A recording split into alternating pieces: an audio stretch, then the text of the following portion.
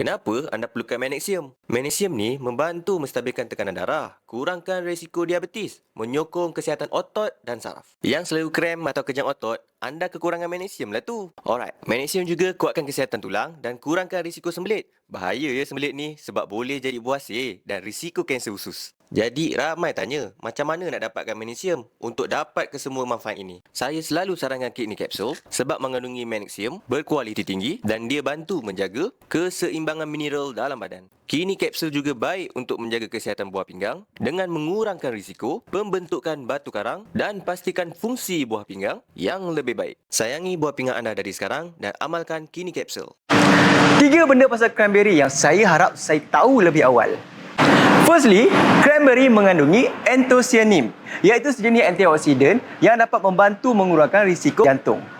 Yang kedua, cranberry juga membantu untuk meningkatkan sensitiviti insulin yang penting untuk mengawal diabetes. Cranberry boleh bantu untuk lawan radikal bebas dalam tubuh badan kita ni yang boleh merosakkan sel-sel kita.